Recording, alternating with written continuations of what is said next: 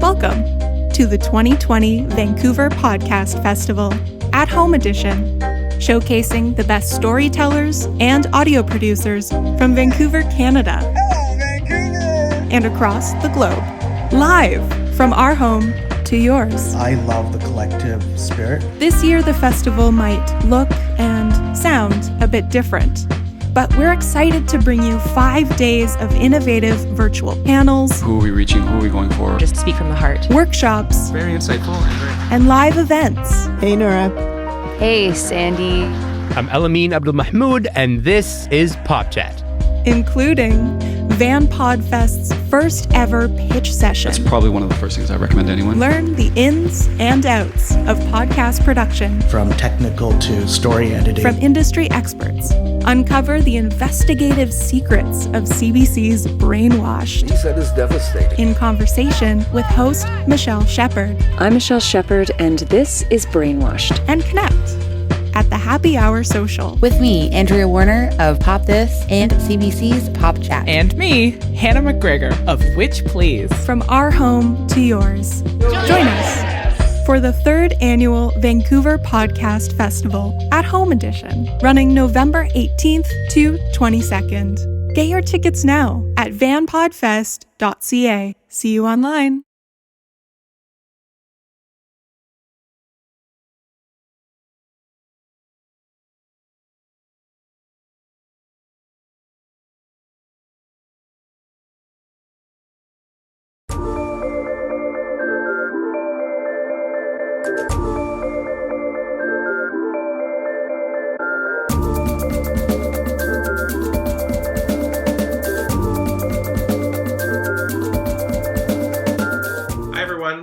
My name is Joe Clark. I'm a member of the Vancouver Podcast Festival Organizing Committee. I'd like to welcome you all to today's workshop, our first ever pitch session. We're super excited for this new type of event at the Podcast Festival. We hope it's a success and we'll be able to do it for many years. The Vancouver Podcast Festival's At Home edition is presented by DOXA Documentary Film Festival, and it's dedicated to highlighting the power and potential of podcasts and bringing together local creators with those on the national and international stage. We'd like to acknowledge that Van Podfest is based and typically takes place on the unceded territories of the Musqueam, Squamish, and Tsleil-Waututh nations. I myself am joining this conversation from these territories, but you may be joining us from other lands and territories, and other people on our panel may be joining us from other lands and territories belonging to other Indigenous peoples. If you don't know whose land you are on, we'd invite you to take the time to find out. And you can do that at native-land.ca, and there'll be a link in the chat to take you to that website. It's a part of our responsibility to understand the history and the peoples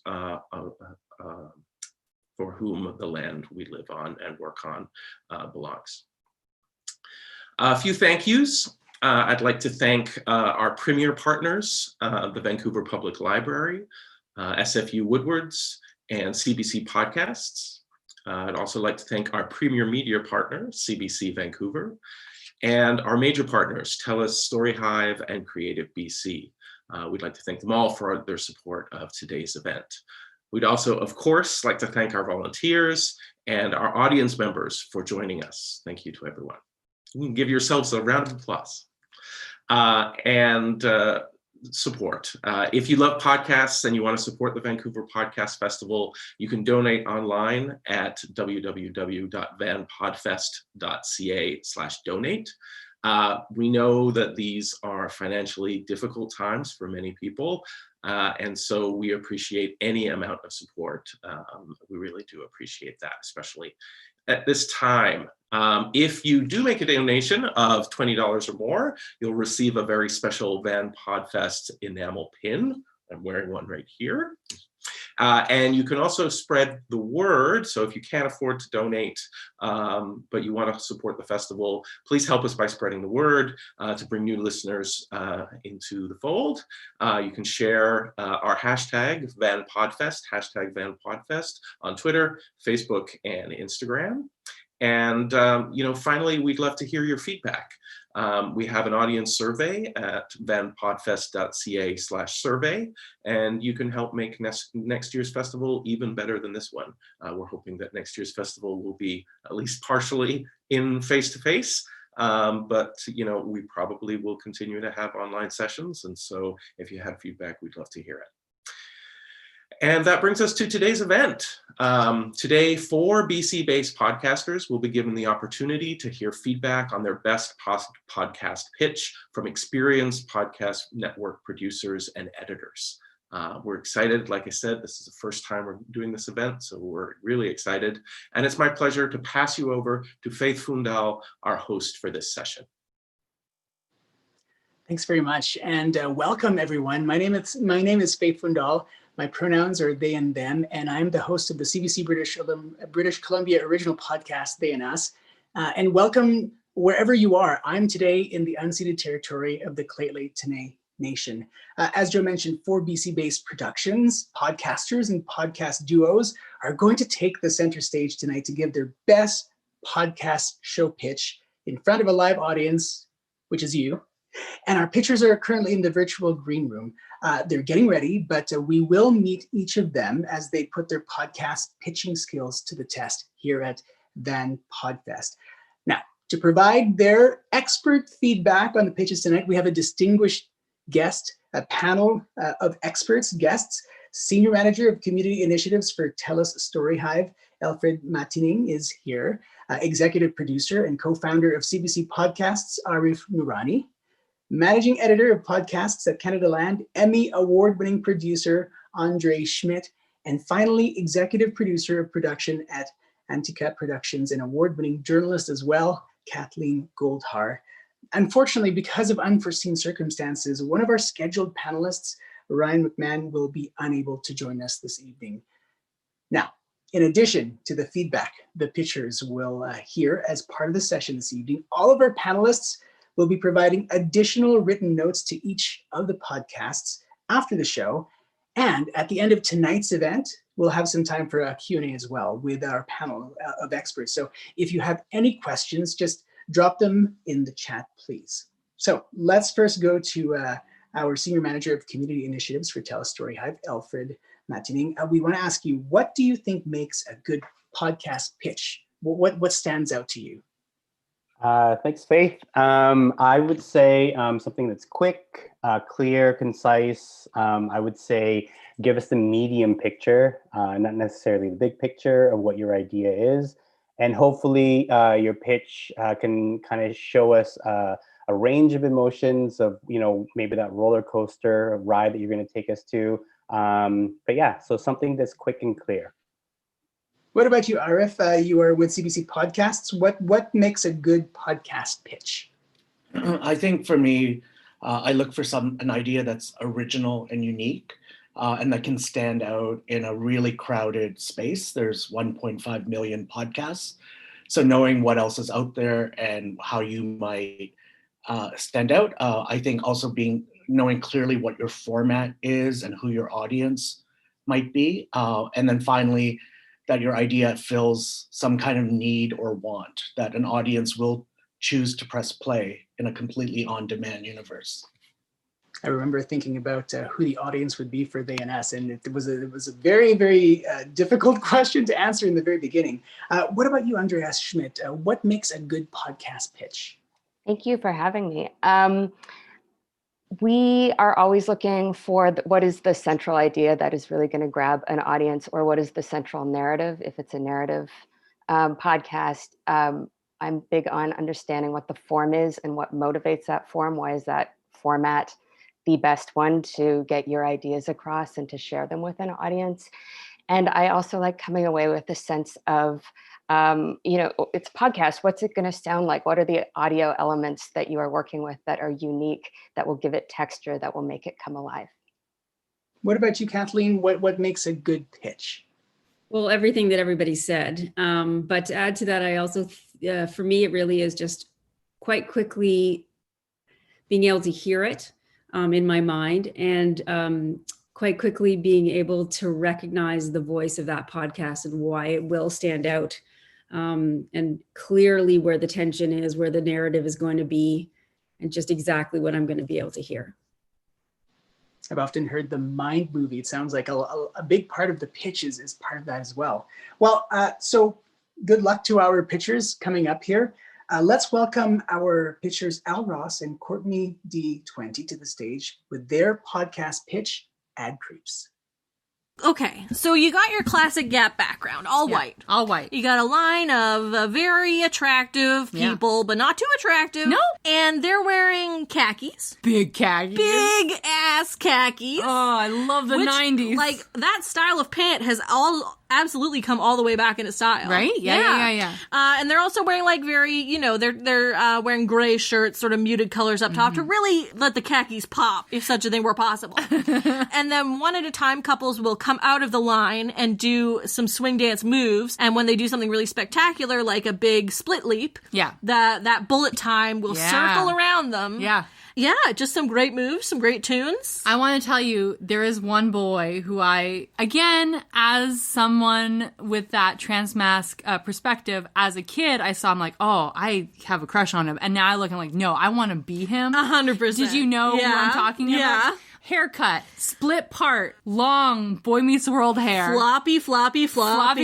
Blue overshirt, white undershirt, big cargo pants. Big pants. He had a cool, sassy attitude. I gotta get back into big pants. I love a cargo pant. I wish. Oh, God. That was my look. I remember going into Gap in like probably 1999, 2000, and I finally got to buy a pair of cargo pants, and I was so excited. I just remember having pairs on pairs on pairs of cargo shorts. Oh, hello. The cargo shorts? Oh. All right. Thanks for that. That pitch instantly made me feel so familiar. I'm pretty sure I remember who that boy is that you folks are talking about.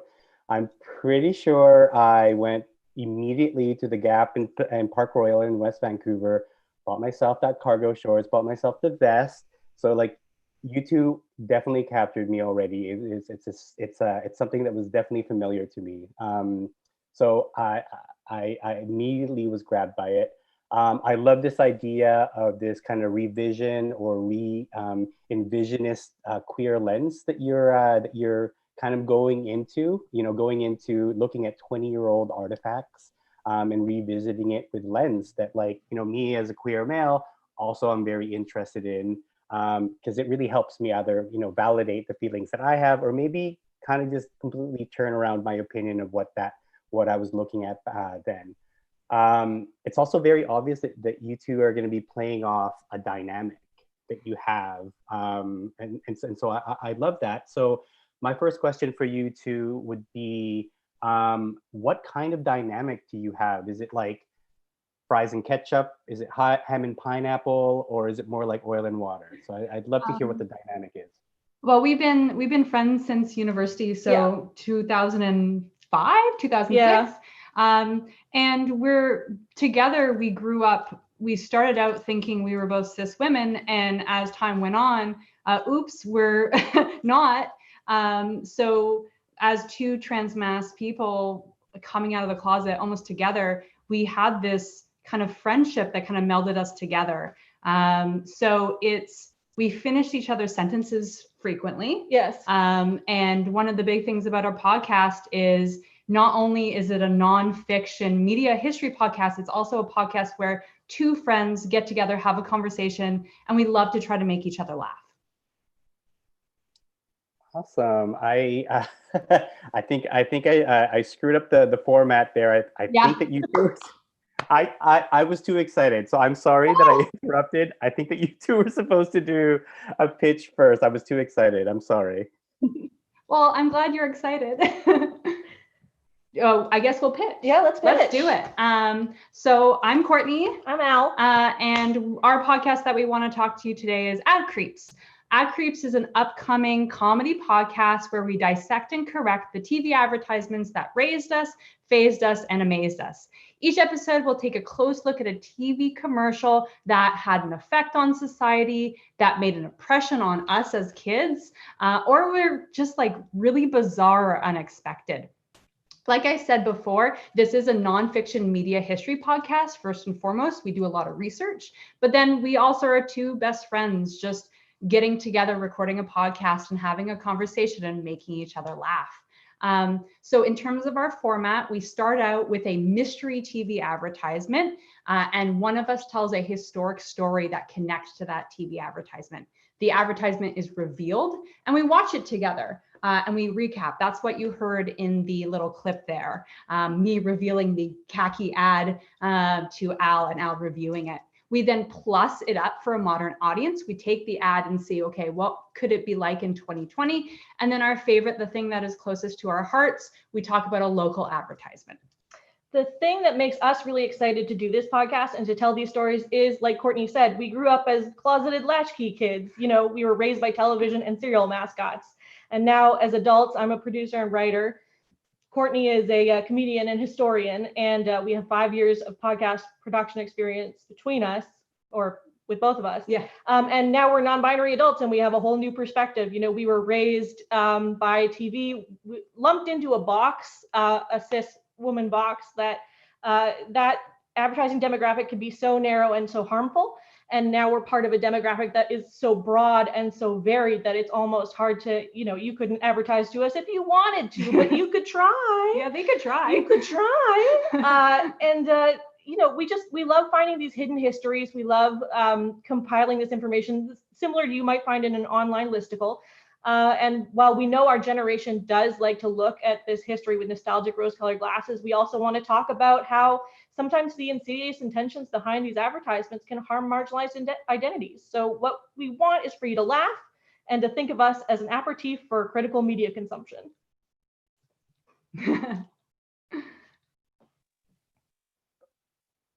Okay, I think I'm allowed to talk again. I'm so sorry. So sorry that I screwed up that format. I mean, I knowing more about the pitch, I love the reveal idea. I love the format. One other question that I do have is, I'm thinking about how, yes, it's cool to watch one episode, but how are you planning on hooking people to come back week after week? I think the big hook for us is that you're always going to find out something unexpected that you didn't know. So I think the big thing is that you're going to see what advertisement we're doing the following week, and you're going to want to know what you didn't already know about it. What's the interesting history that you couldn't have anticipated? Yeah, so we go from I'm loving it to something unexpected like Wendy's Super Bar or My Little Pony Wet and Play. And I think the other element that will bring people wanting back, as in our previous podcast, the thing that we got the most comments and reviews on was our chemistry together. And I think, you know, we want to be those friends in your ears. We want to tell you a story and make you laugh and hope you'll come back to hang out with us. Very cool. Cool. I'm gonna hand it over to Arif now to make his comments. Hi there. It's so great to meet you both. When I heard the pitch, I immediately felt connected to both of you. And I think the strongest thing you have going is that natural chemistry that you have with each other, that you do finish each other's sentences. I think you bring a good dose of energy. So I think that's really amazing. Some of the other reasons I like your pitch is I do like that nostalgia opportunity to kind of relive your childhood and the ads and kind of dissect cultural artifacts. And I think the key would be to find enough ads that resonate with enough of an audience. You also really seem to know your target audience. People grew up in the 80s and 90s. I overlap into that. So that's millennials and younger Gen Xers and maybe some Gen Z. So I think those are all really strong things about the pitch. When I did hear the audio, it felt like, oh, this is a comedy podcast. And I think what drew me into the pitch was that opportunity to actually do some cultural history. Because you both mentioned you're research junkies and that you want to do a deep dive. So I would assume if the tape went on, you'd start unpacking why Gap chose, that way of doing the ads, or when if it was United Colors of Benetton, why they did that. So I think for it to go beyond like 5 minutes, it needs that. And I would encourage you to listen to Under the Influence, which is a great podcast about advertising. Because I think it pulls you in week after week, because it gives you takeaways. So that's what I would want in a kind of a fuller episode, and to hear that. I think one thing to also think about down the road is expanding the culture you look at. So you could start with advertising, but maybe at some point look at television shows or movies, because I think you might run out of ads that people will remember after a certain amount of time. So think of that, because I think what you do bring is that natural chemistry. I like the reframing through a contemporary lens, in terms of being queer, and I think always try to bring that sense of humor to it, even when you are talking, like when you are bringing more critical thought. I think the fact you guys are both so infectious and energetic, and I think a sense of humor tied in with that, I think will make it easier for people to come back again and again. So those are my main thoughts. Do you have questions on anything I said? No, I mean, I think that was all. Yeah, the advertisements for choosing, they're big ones, but also I think one of the big things, I'm wondering, we're also doing smaller ads and local ads, and we're just wondering if through social media and able to share those ads, if people would be interested in that. Yeah, I would say that would be the one. When you mentioned it, I thought, okay, well, how will I get interested in that? And so it either has to be a really quirky ad that when you listen to it in a podcast, is all you have is audio, that it grabs me. And if it doesn't do that, I think it is a harder lift to get someone interested in a local ad, unless it just works in an audio medium. So and the other point I had too is I think you should play a bit of the ad as well. But I think you said you were going to start off and describe it. I did have to listen twice to eventually catch that. Oh yeah, because that Gap ad that they're talking about. So a little bit more of a setting up would be my preference, so I can visualize it. So we do insert ads, and we insert kind of historic media into the podcast too. Good. You guys have great energy. Well, thank you. Thank you both so much for your feedback. We really appreciate it. And thanks very much to Al and Courtney D for the pitch, and to Arif and Alfred for the feedback. Yeah, some great things to think about, knowing your audience, and how will I be interested in that? Oh, those are all questions that I know that I've been asked whenever I've tried to pitch things. Let's take our next pitch now. It comes from another dynamic duo, Dana Manna and Maggie McPhee. This is Unsettling. Hello. Hi there, is this Jen? Hi, yep. Hi, it's Maggie and Dana. How are you?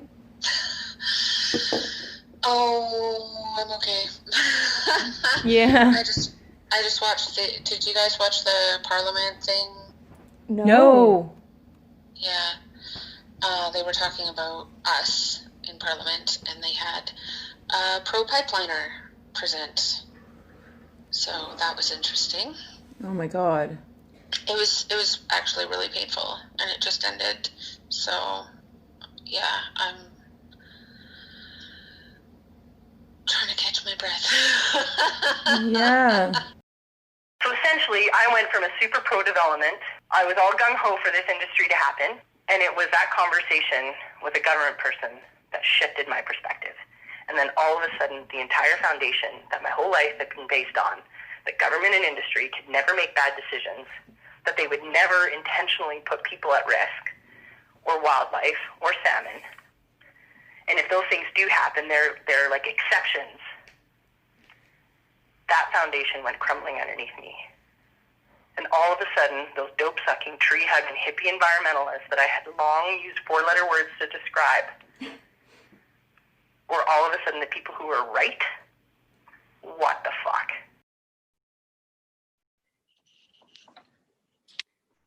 It's almost been a year since militarized police invaded Wet'suwet'en territory and solidarity blockades erupted nationwide.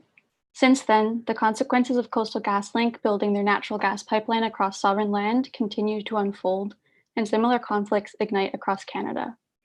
I'm Maggie McPhee. My co-host Dana Mahana and I live in Vancouver, a settlement on the unceded territories of the Squamish, Tsleil-Waututh, and Musqueam peoples. My mom thought unceded meant given. It means stolen.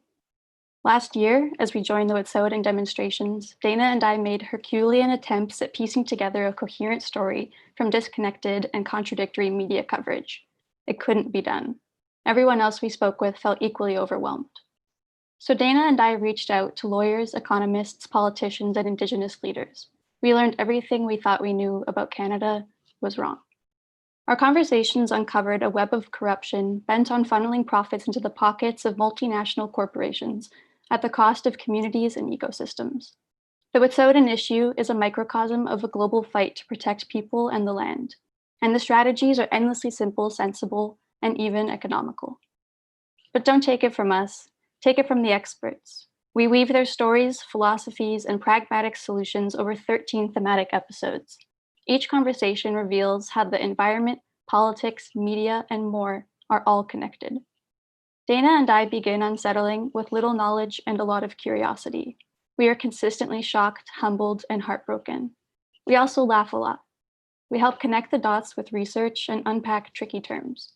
But really, we're learning alongside listeners. The Wet'suwet'en conflict launches bigger discussions about self-determination, racial capitalism, and climate change. The answers to our most pressing questions in the Anthropocene are out there. As settlers, we have to listen to those who have stewarded these lands since time immemorial. This is unsettling.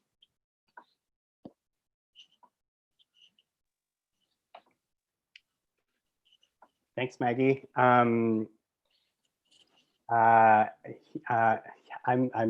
very, very, very looking forward to hearing what this project turns into. Again, very similar to the previous pitch. I was immediately grabbed because of a very kind of, I guess, a similar personal connection to this story. You know, these a lot of the blockades actually happen just a couple of blocks away from where I am right now. So these are stories and these are perspectives that I'm very much looking forward to. I got a great sense of this idea of allyship and accompliceship from your pitch. You know, when people say that, you know, like non-Indigenous people need to do the work, I think this is one of the things that people refer to as, you know, this is part of the work that people need to do. So I really commend you for doing the work and sharing it so that I can participate in that and get value from it. I love the sound actually of 13 diverse groups of people that you'll be interviewing. 13 for me just sounds like a really good number to kind of serialize and to follow and let the story unfold. I'm wondering, so my first question for you is, I'm wondering who your audience is. You know, who are you thinking your audience is? And also, what do you want your audience to feel? And what do you want them to do after listening to your podcast?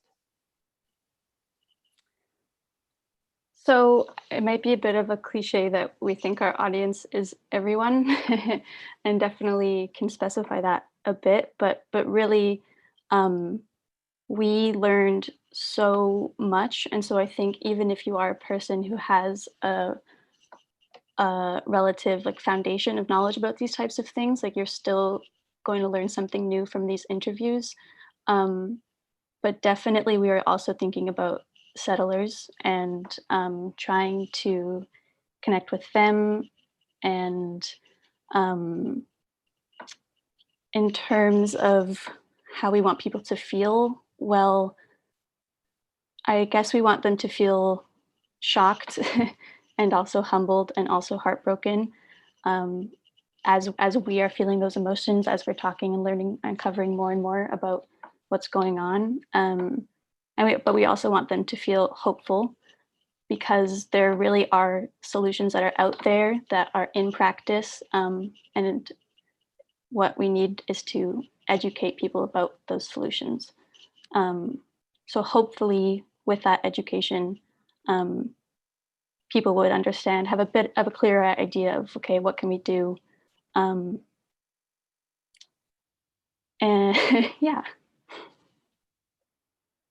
Thanks, Maggie. One other thing that I was very interested in is this idea of why are you telling this story? Like you've kind of identified yourself as a white settler. I'm kind of wondering as well about, you have these amazing stories that you say have so much depth. I'm wondering how you're able and how you're going to ensure that you're going to tell these very depthful stories through your particular lens as a white settler, but making sure that you're keeping intact all of that kind of that lush depthness. Mm-hmm. So why us? I think that Dana and I are educated people. We both worked at Adbusters Media Foundation, working anti-capitalist, anti-consumerist work, and yet neither of us knew a whole lot about colonialism and the history of this country that we both grew up in. And so I think, realizing okay, we're educated, we come from progressive families, and yet we don't know, why is it that this history that is so foundational to why Canada exists has been hidden?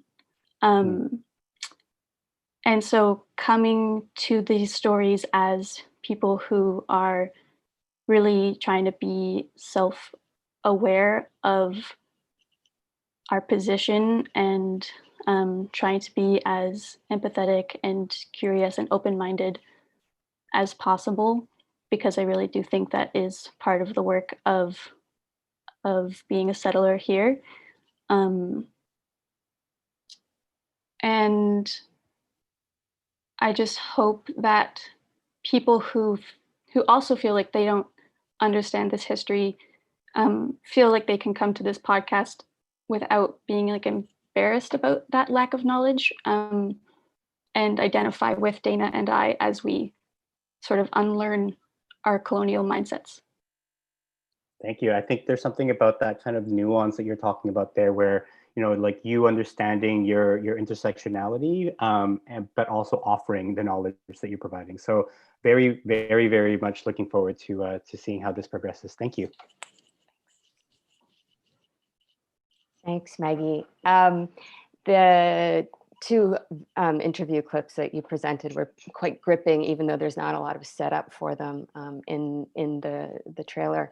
And I was wondering if you could tell me a little bit more. I'm a little bit confused about the format. Are we talking 13 separate interviews with 13 separate experts over 13 distinct, you know what I'm saying? Or are you constructing, are you actually weaving together documentary style episodes for 13 different topics?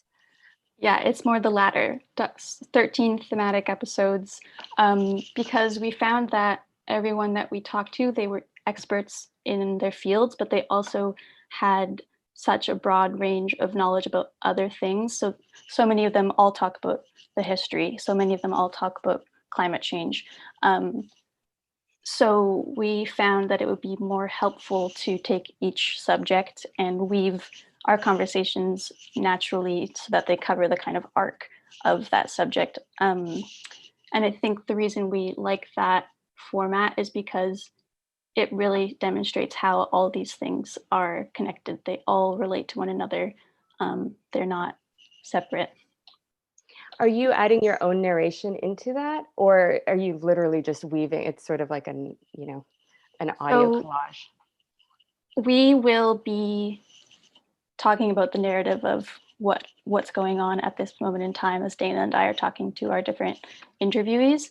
And we will also be supplementing a lot of research that we've done. So in case there's any clarification that needs happening, like, hey, what's capitalism? Like, it's this term that we all say, but like, what does it really mean? And so taking that time to slow down if that's ever needed. So yeah, it's a mix.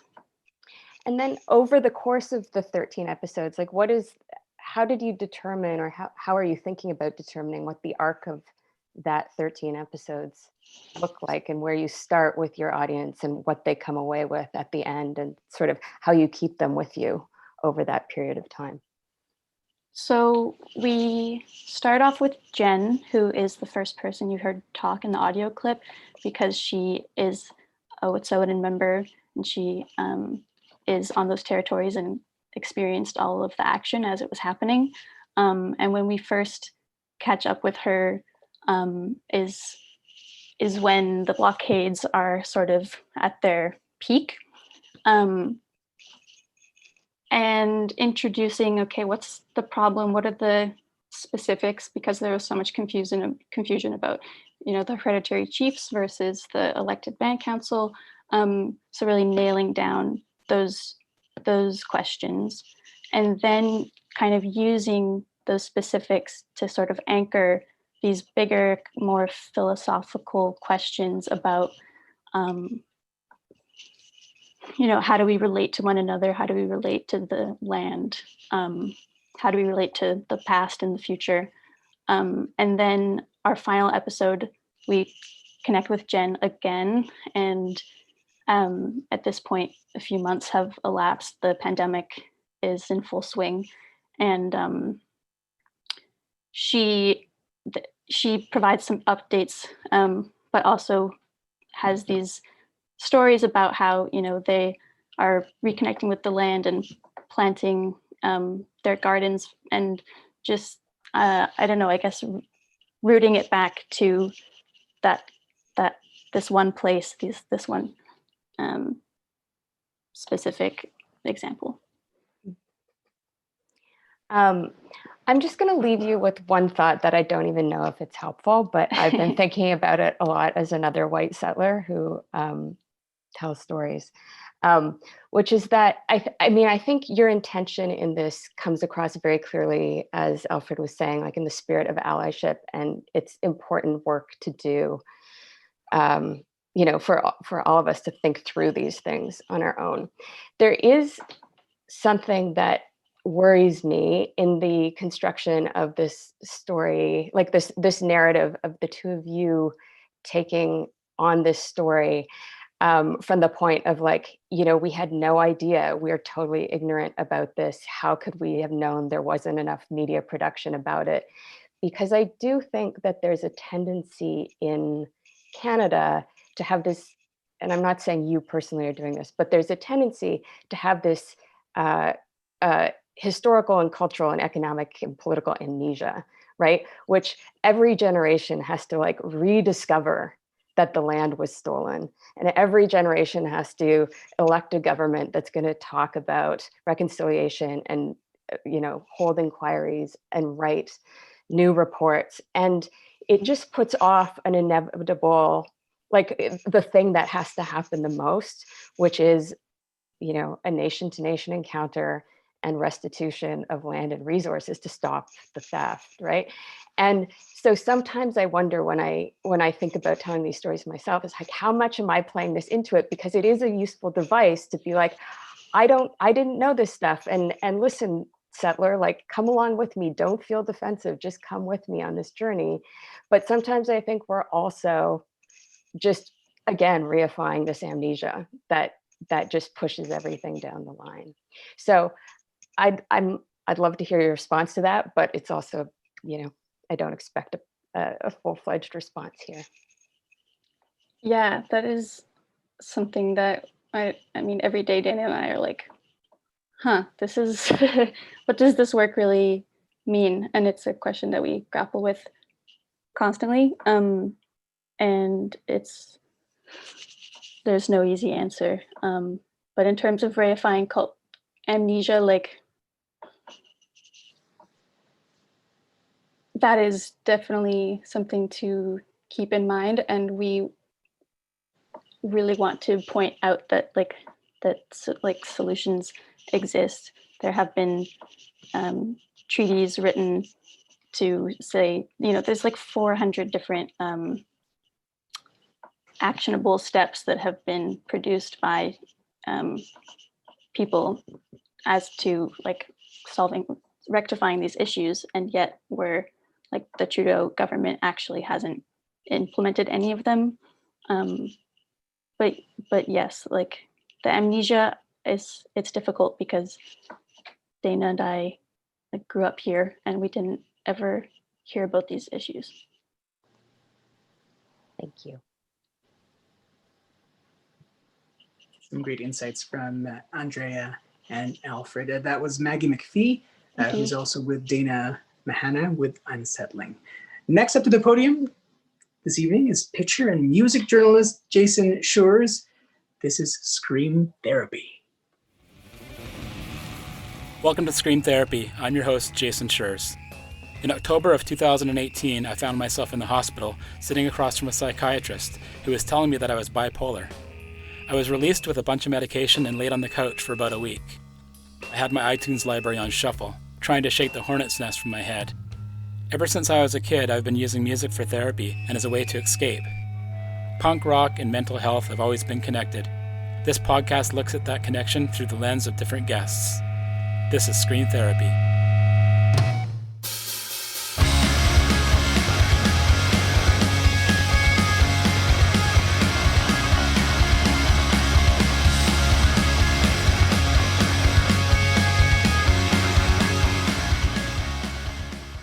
What part has punk rock played in your life?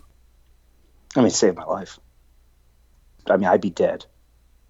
I would not be on this planet without this community. No way. I'd be dead. That's for a fact. This community is the only place that I fit in. I experience that on a daily basis.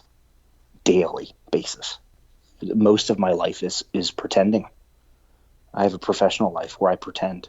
In terms of being like a whole person, there is no place for people like ourselves.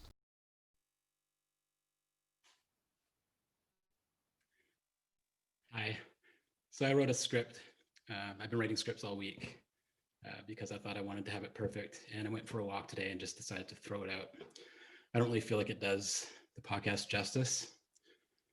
I do it in the closet because it's dark in there and it actually sounds pretty good.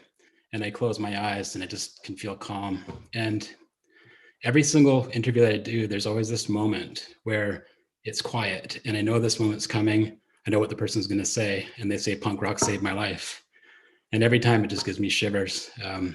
I knew that punks were very much connected to mental illness, and I knew that for my own story, that was what it was. But I didn't realize how many folks actually thought that way. Punk rock saved me as well. I've been bipolar probably my whole life, or at least since early childhood. I didn't know until I was in my mid 40s. So definitely a journey. And when I have my mood episodes, I need something to calm me down or even pick me back up. And that's always punk rock. I'll throw it on, listen to it late at night before I go to bed or in the morning, sometimes all day. depending on how I'm feeling.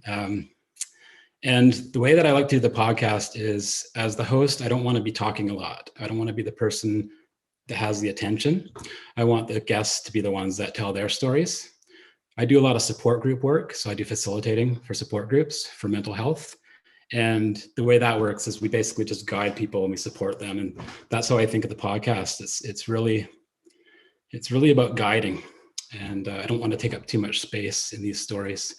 I have a little intro and a little outro, and things come up in the interviews that have to do with my story, but mostly it's about them. One of the guests on the podcast was this person, Bianca, and they're actually from the band Amygdala, who I'm wearing the t-shirt. And I saw them play down in Florida. And when they're on stage, they're crying and screaming. And then it made me cry. And then a lot of the folks in the audience were crying. And it just seems like this safe haven for people to be there and to be with their people and belong. I went down to the gallery down the street here. My friend actually took his life about a month ago and wanted to clear my head and walk down there. And I just thought about what a fucking punk he was. And he loved art and music, the way he dressed, the way he acted was so rad. And maybe punk didn't save him, but it definitely helped him and it gave him therapy. And that's what the podcast is all about. Thanks. Hi, Jason. I was going to start by telling you that I'm a child of the 60s, and I might live a very comfortable life now, but I have to admit there's something very exciting about punk rock still in my whole upbringing. So it was very exciting. But just with you saying that you, as the host, want to sit back, I actually think you should rethink that. I think that part of the pleasure of maybe listening to this is actually your interaction and your conversation, and as much about what you get out of it. And so I'm not saying that you take over and you're still there as the host and you're still listening, but I wouldn't diminish or discount who you are and your place in this, because that's really what's driving this as well. So don't completely tell yourself to not talk. I think it's really important that your story is there. I had two sort of main sort of thoughts about when I was listening to this. One of them is kind of boring and business. And I'm just wondering about playing the music and the rights. As much as punk rock is rebellious, these guys are still owning their music and they still want money for it. And podcasting makes it complicated in terms of music rights. That's always the problem with music shows. My husband listens to Sound Opinions a lot, or used to, and I always found it very frustrating to listen to that show because I wanted to hear the music. You'd hear all this talk about it, and then you would be like, why? I want to hear it. And they can't play it. So I'm just wondering if you've thought that through and if you're hoping to be able to get some of that, and maybe your connections will allow you to, but that to me was like a part of what I was thinking about in terms of what I wanted to hear. And then the other part of it was just diversity in story. And this does come from a place of ignorance. And so I could be wrong. But I see most punk rock and people maybe that might be getting out of it, what you get out of it might be a lot of white males of a certain age. So I'm wondering how different their stories are. And I'm not trying to say that obviously there's lots of different stories about mental health, so I'm not diminishing that, but just the connection with punk rock and mental health, and how different is that connection, and how different can you make each story, so that I don't feel like by maybe the second or third one I've kind of heard that same story. And then just diversity in everything else, between gender, sexuality, age, all that kind of thing. Like where will we be able to hear that in this podcast? And then to that point, and I don't know what you're thinking, but is this maybe a limited series versus like a full running forever thing? Because maybe it is picking and choosing the 6 to 12 stories you want to tell, and then it just lives within that 12, which is fine. I just wasn't sure what your thought was in terms of how you saw this existing. So that's kind of the big points that I wanted to tell you. But I did want to tell you that I love the idea. I love the combination of the music that you're talking about, the punk rock, that really sort of basic rawness, and connecting it to stories of mental health is really exciting. Both as like a human being who cares about these things, but also just as a podcast listener and maker, I see a lot of nice things that can come from there. So that would be my feedback for now. Well, thanks. Yeah, the permission of the songs is already pre-done by all the bands or the labels or publicists, so that's all done. That's wonderful. That's great. In regards to the diversity, yeah, it is tough sometimes, but I think when you look at the roster, it's fairly diverse. I think it's also really interesting, especially for my own journey, about how men, especially middle-aged men, deal with mental health. Some of the support groups I go to have 15 people, and there's me and a bunch of people that aren't straight white male, right? So it's very interesting how men aren't really they're not comfortable talking about it. And I think finding those folks in the punk scene that are able to talk about it really provides that example and that inspiration for folks that maybe they can't go there for whatever reason. It'd be nice if you thought about starting each episode with a little journey of your own. Like tell a little story and then somehow get into it that way. That might be a nice way to start it.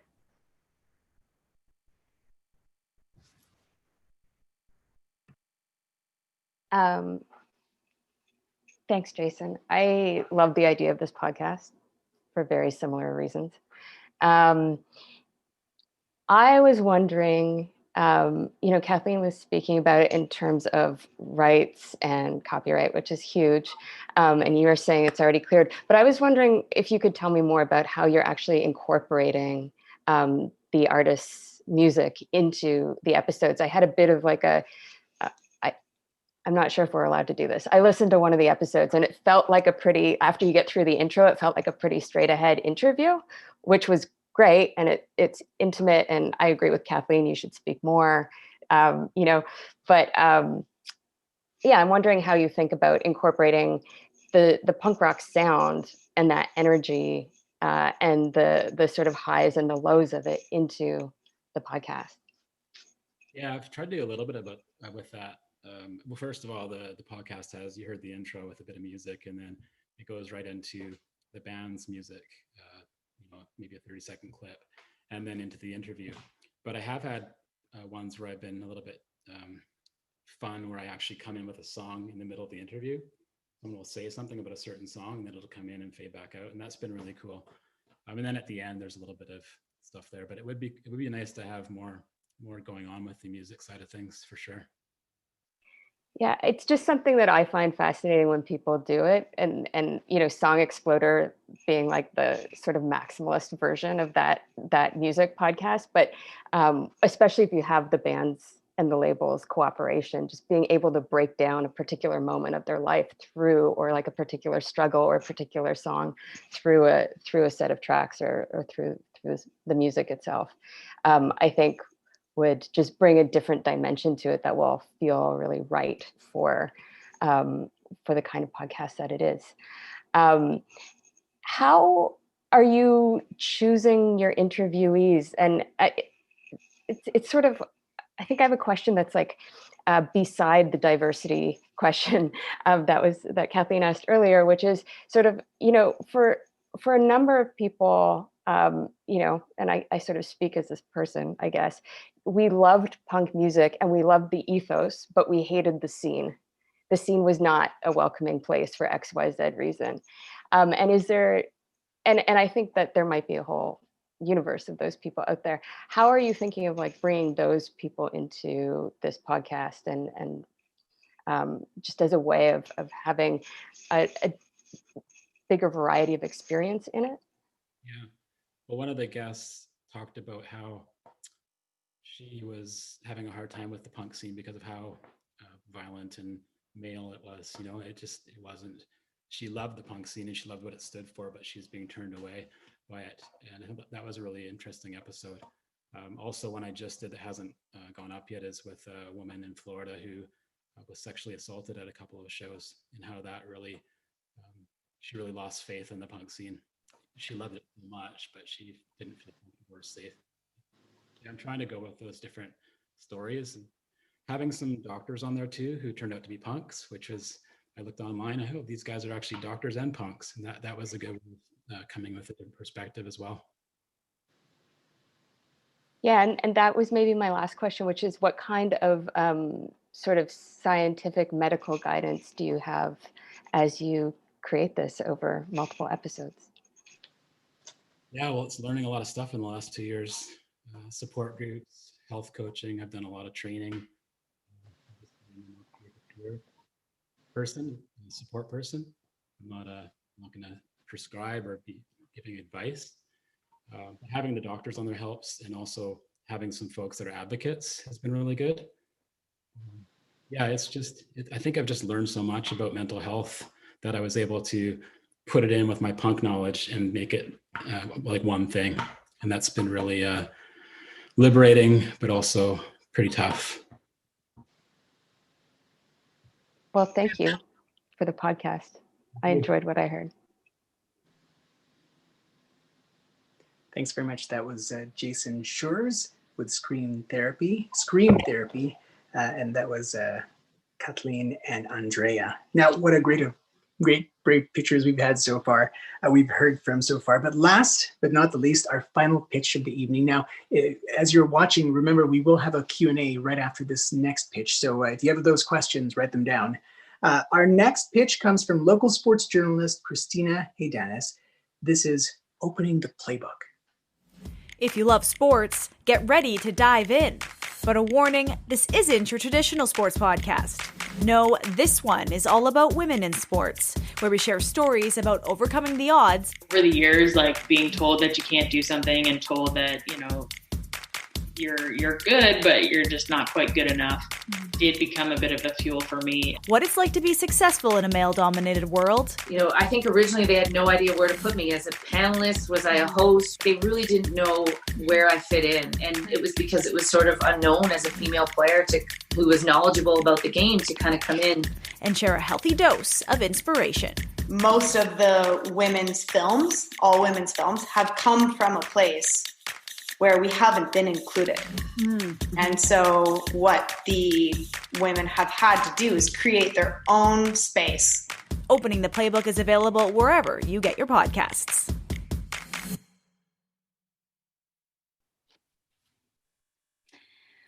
Well, if I were to ask you how much coverage is dedicated to women in sports, what would you say?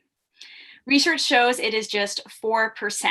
Yes, the major leagues are centered around men, and that's most of the coverage that you see in here. But there's room for feature stories about women, and that's the whole point of sharing stories that aren't being told or heard. I've been a sports reporter for over 12 years, and I'll admit a lot of the stories I covered were about men. So it got me thinking, why not create content completely dedicated to women? And that's how Opening the Playbook came to life. It's a chance for women in sports to share their stories to help others now and in the future. And as you heard in the teaser, I chat with some of the top female athletes or broadcasters and talk about overcoming the odds, what it's like to be successful in a male-dominated world, and provide a healthy dose of inspiration. Now, one group I've pitched to told me my idea is not unique, as there are so many podcasts out there that showcase athletes' voices. But the difference here is that my podcast isn't just about any athlete's voice. It's women's voices who have been completely underrepresented in the media. Just think about the last time you watched SportsCenter and how many stories were about female athletes. With equality, including equal pay and women's leagues being a hot topic as of late, the climate is ripe for conversations like these. It's also a chance to learn. I've had a few people tell me they had no idea at all, that women were so far behind in so many parts of the sports world, and it's opened their eyes to the changes that need to be made now.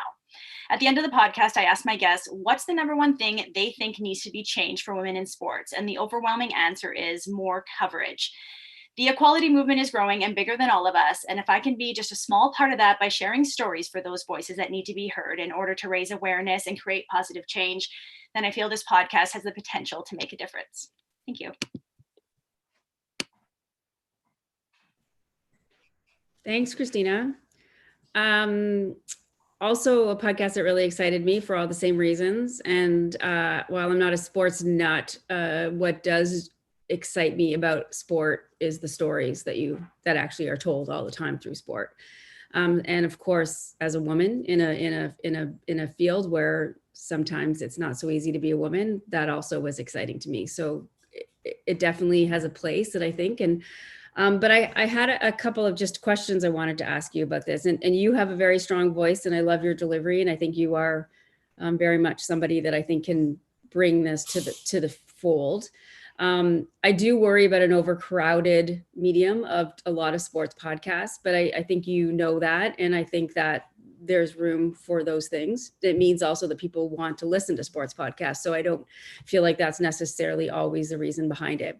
But one of the words that I kept hearing in your pitch was inspiring, which I agree is inspiring, but I also sort of think that and I wonder what you're trying to do. Like, I heard a little bit of what I always see during Olympic coverage or Pan Am coverage on CBC, which is inspiring. There's always this like end of it where everybody comes out a winner, because that's what sport's about. You want to reach the top, you want to get to the top of the mountain, the fastest, the best. And so, but for me, the story is actually some people who don't get there. And sometimes it's the women who don't make it, and it's the fight. And so I'm wondering where that intersection comes in your podcast. Because to me personally, the more interesting thing, and the thing that as a non-sporty person that I think I might get out of it, is hearing those stories that don't actually always get the gold medal. And so my advice might be also to take out the word inspiring so much, because I think that's a little bit of a jargony word that sportscasters use that doesn't mean that much to those of us who aren't in that world. And it's a little bit of something that I don't start to hear anymore. But I think if you're going to talking about the stories of those women, that of course the inspiration is going to come. Like, I am in no way suggesting that we don't want to be inspiring in these stories. But I feel like maybe the focus needs to be less on the inspiration and more on the journey and the story and the arc that gets us there. And within that is always going to be the tension and the failures and the struggles. And so that's what it would be sort of my biggest sort of feedback to you, is try to really find those stories and dig in on those, and then tap into those with those women that you're speaking to. And that might be able to find your way away from the jump, or all those podcasts that are just about like that last basket or the score, and about the stories that those of us who aren't so into sports kind of glom onto.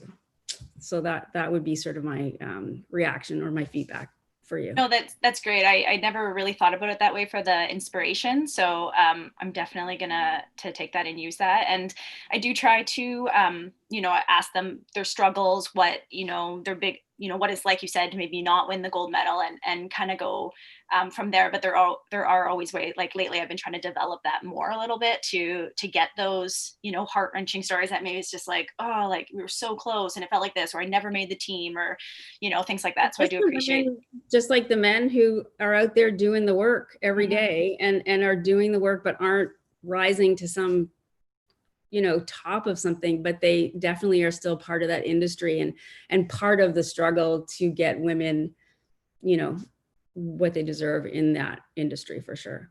For sure. Thank you.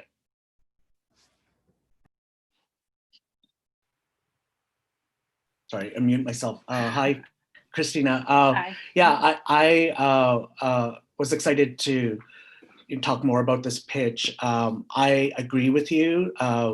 Kind of women's sports is growing and becoming more talked about. I know more about the WNBA than I do about the NBA, women's soccer in Canada.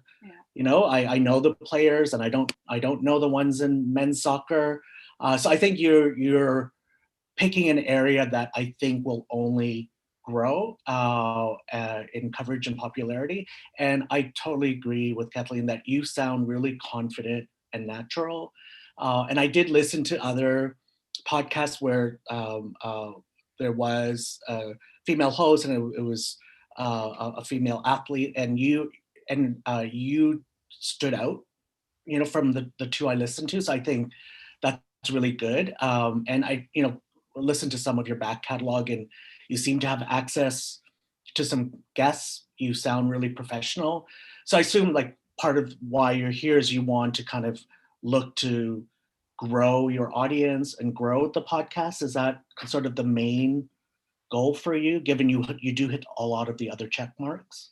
Yeah, for sure. And also just maybe I was totally missing something, like even what Kathleen was saying, like it is something to maybe work on more. So just getting little tips on maybe how to grow a little bit more and tweak the podcast of how to make it better and more interesting and those types of things. Yeah, so I had the same note about inspiring stories. Mm-hmm. Like my note was more, that won't be enough. You want to have there has to be something else. So either can be a journey or some kind of surprise or passion. And I was thinking about it, like, people, sports is so popular in terms of watching because there's drama, there's winners and losers, there's character portraits, you're in it for the ride. And then the sports talk podcasts that do rise up, which are mostly the ones with men on them, but there's a kind of a combativeness in them or a fiery passion. And so I think what I would say is, like, with your format, you have to think about, like, what can you do to draw on some of that to elevate it. And in terms of the landscape, I think the private media, there's not a lot, but I checked, CBC Sports today, and 50% of their most popular videos are featuring female athletes. And then they do have a podcast called Player's Own Voice, which I did consult on way back at the beginning. And it's hosted by a female Olympian. 8 out of the last 10 episodes were with female athletes. So there is, for people who are looking for this type of coverage, there is that. So I think for you, you have to move a step ahead of, focusing on female athletes is a unique proposition, but I think you need to then do more, because I think the coverage is there. I see it all the time in my condo, the TV screen in the elevator, right? The WNBA scrolls, stories about that scroll by. So for me, it's about either finding a way to inject some energy, passion, surprise, journey, fun, like figure out what it is that you can bring to elevate what you're making. Yeah, no, that's great. Thank you so much. I appreciate that.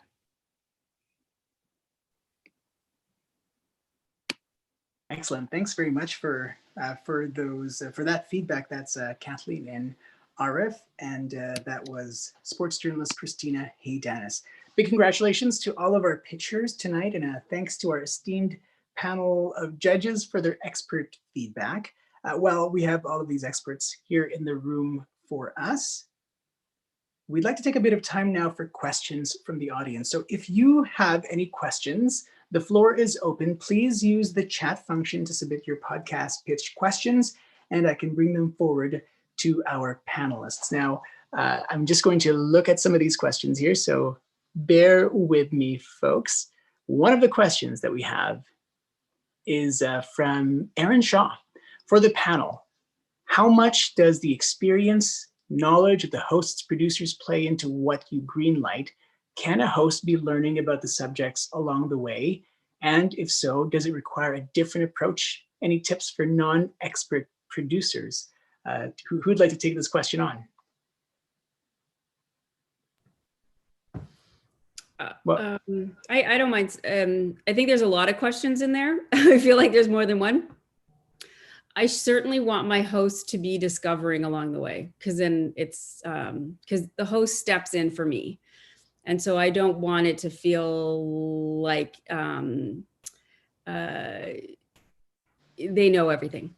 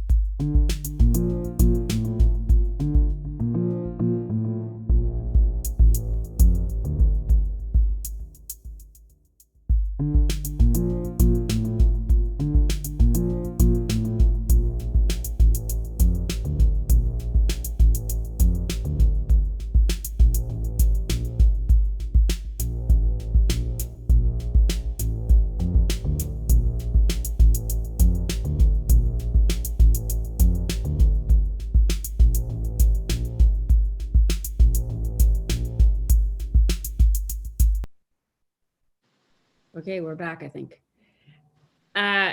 So yes, I was saying that the host should be discovering.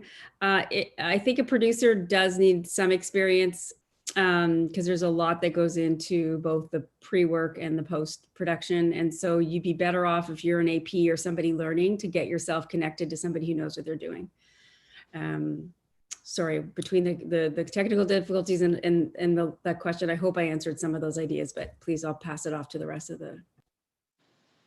What about RF here? So the question is, can a host be learning about the subject along the way? And if so, does it require a different approach? Yeah, I would say, on air or in the podcasts, they need to display a sense of learning and curiosity. You want them to display that, but I think what I look for is that my host / reporter knows that area really in depth, and that is actually the kind of core pillar or priority I look for when I am looking for a host. So I think I tend to agree with Kathleen. If you are learning along the way, you're probably better off as a researcher or an AP. And I think the best hosts know that subject matter inside out, but they display a sense of curiosity when they're sharing it with the audience. Alfred, what about you? From the pitches that you've received, have you mostly seen expert hosts or hosts who are figuring it out as well?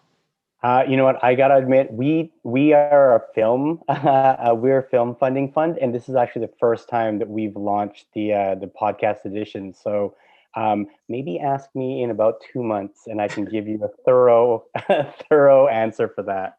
Andrea, what about you? What do you think?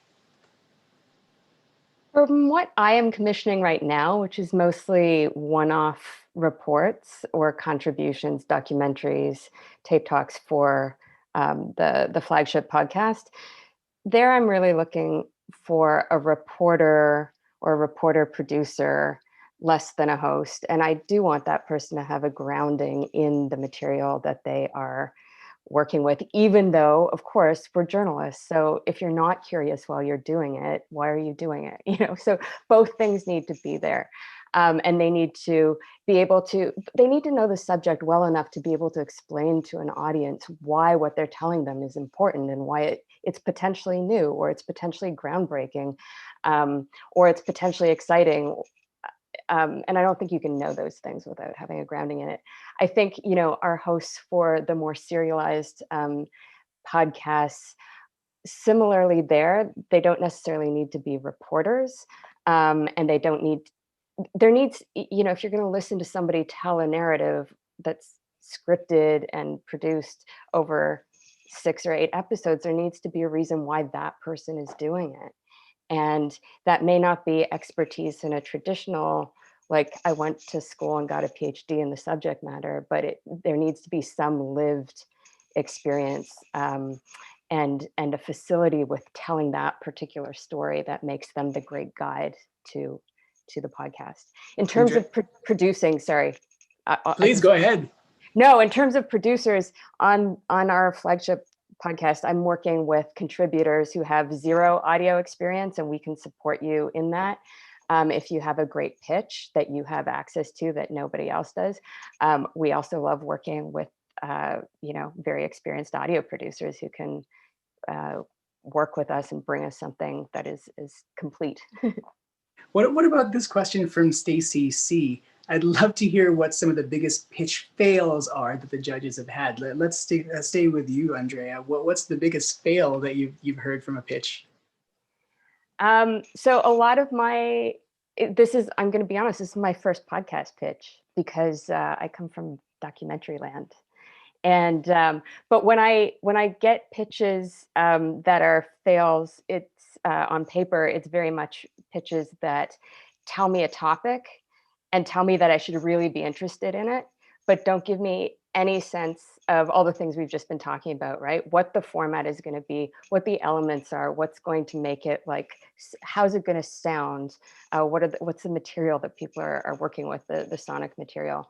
And then also, again, this question of why are they the person to bring this story to the world? Arif, I see your head bobbing up and down. What do you think? Yeah. The biggest things that kill pitches are when someone just pitches you a broad topic but not a story. And then I think a lack of understanding of what else is out there. Like I will sometimes get, a pitch like, I want to do a podcast on the environment and no one's covering it.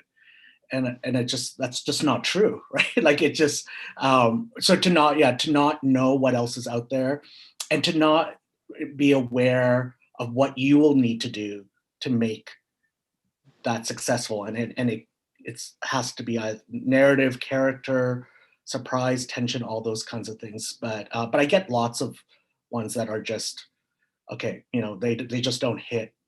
They fall into that trap. So, Kathleen, what about you? What's the biggest pitch fail that you've ever gotten?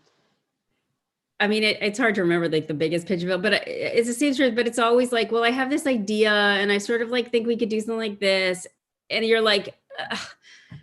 And they sort of want to pull you into this bigger conversation, but they don't really have an idea. The other thing that I love is like, I just really like the way that I approach the world. And I think people would be really interested in sort of my approach to it. And I'm like, there has to be a little bit more than that.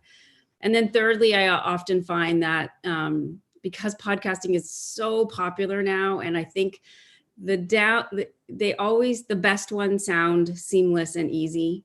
And they're actually the ones that took the most work. But everybody thinks they can make a podcast and everyone thinks they can make it easy. And so I always find like people come to me with these grand ideas, or this, not like Arf was saying, there's not really a sense of how it gets put together or the work that it gets involved. And so those to me are sort of the fails where they just seem impossible, either too big or not an audio story, or that hasn't really been sort of thought through. And those are the fails. You're just like, yeah, come back when you're a little closer to sending me something that actually might work. Alfred, anything to add?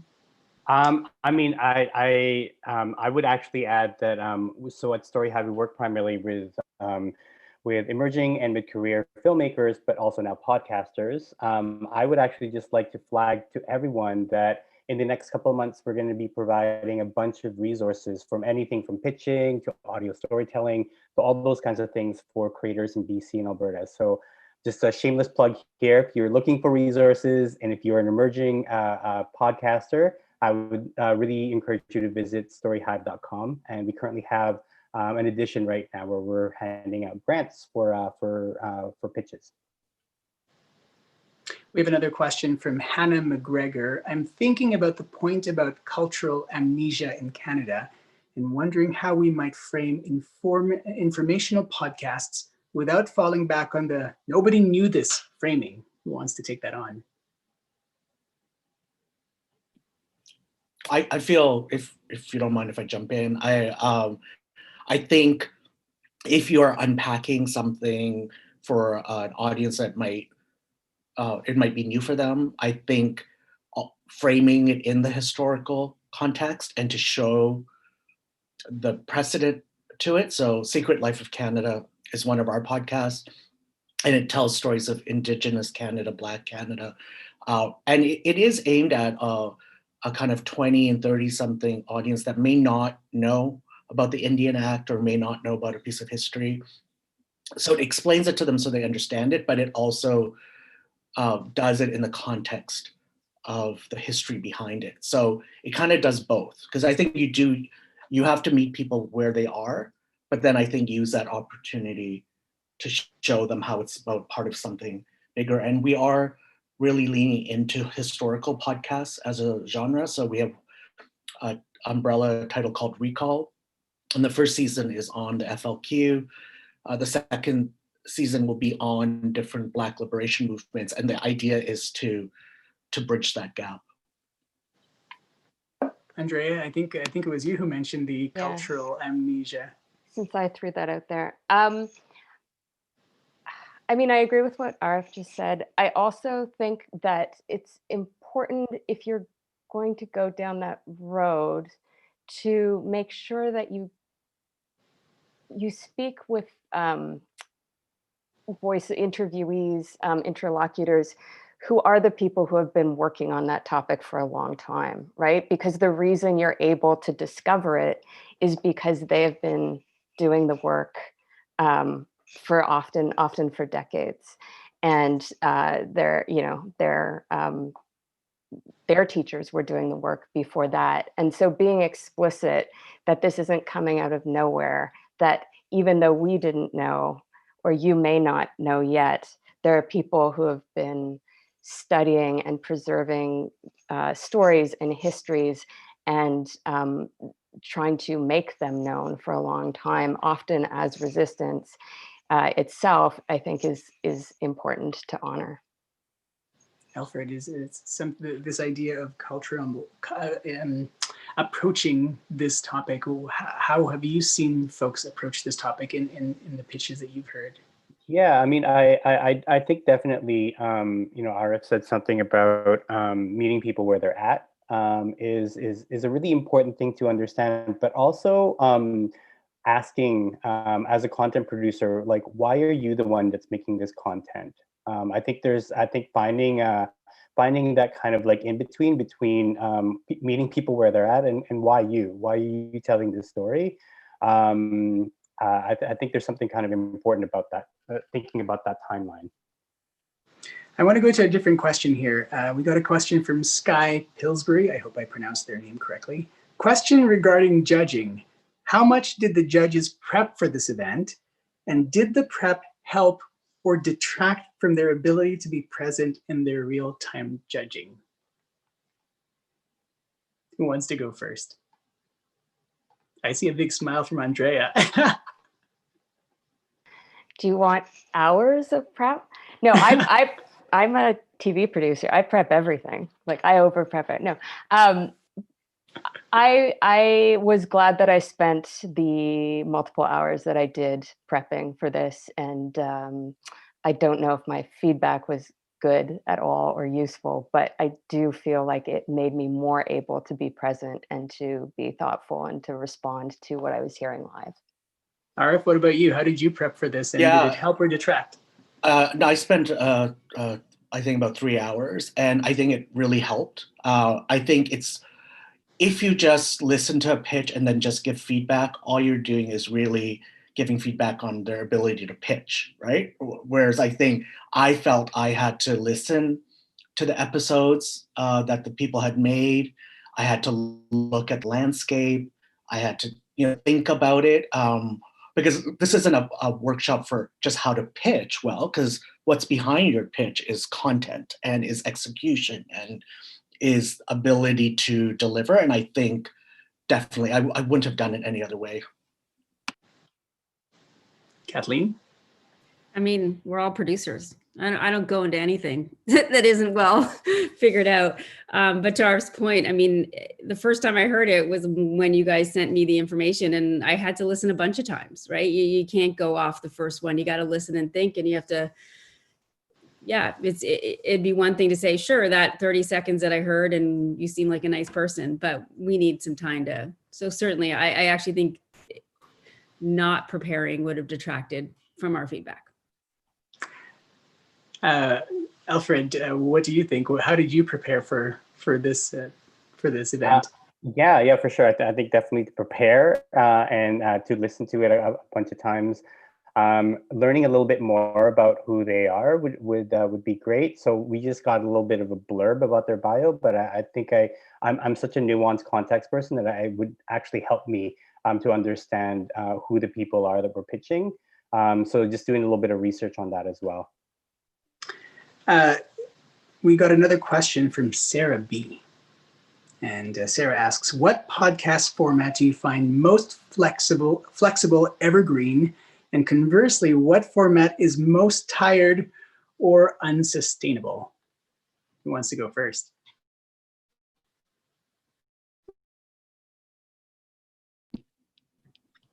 I'll jump in. The one I love the most, and I wish I could only do, is narrative documentary storytelling. I think you can tackle everything from pop culture to investigation.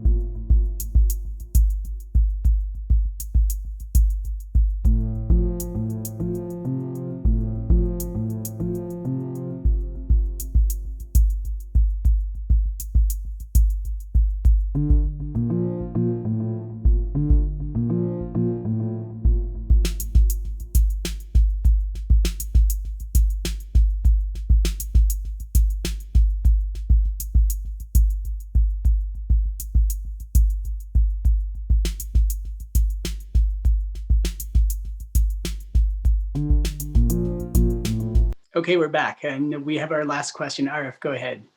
Oh, so I don't know how much it caught, but I think the most flexible and desirable format for me is narrative documentary storytelling. I think you can cover so many types of stories, from culture to history to investigative, and it's the one I would love to just always focus on.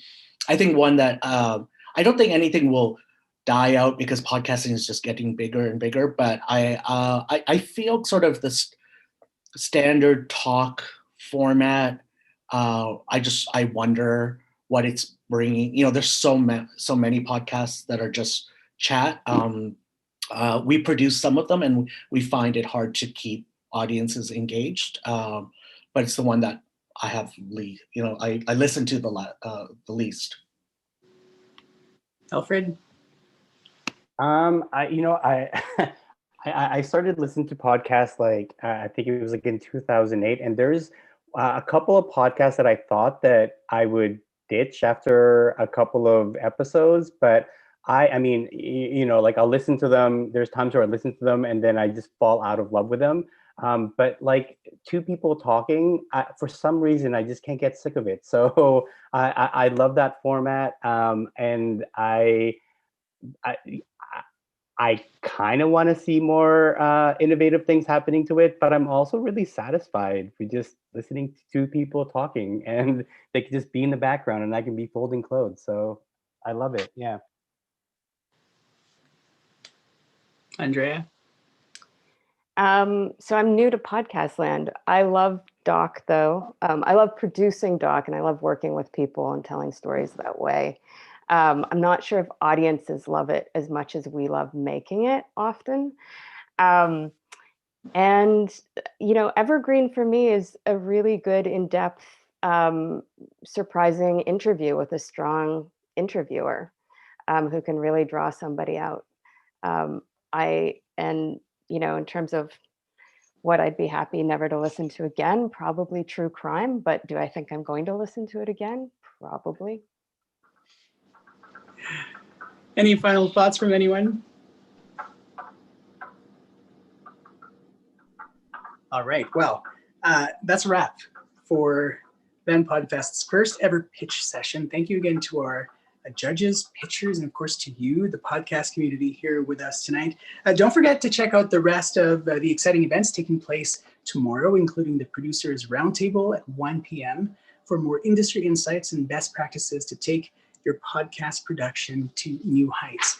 Thank you to Audrey Siegel of the Musqueam Nation for welcoming us to the land and territory. And you can see Audrey's welcome video at vanpodfest.ca/welcome.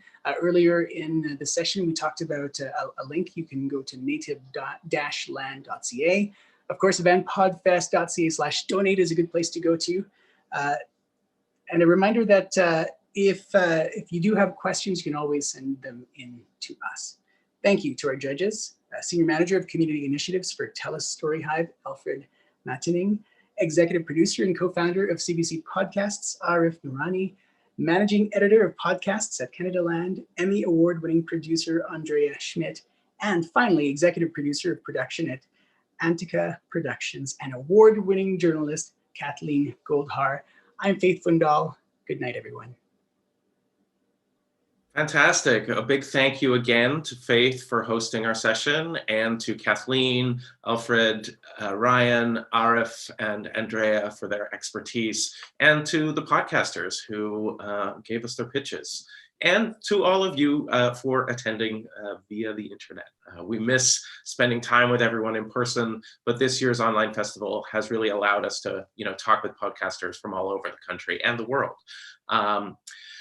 And just one reminder that Van Podfest runs until Sunday, November 22nd, and you can see our full schedule at vanpodfest.ca/schedule. And we hope to see you at some of tomorrow's events. Bye, everyone.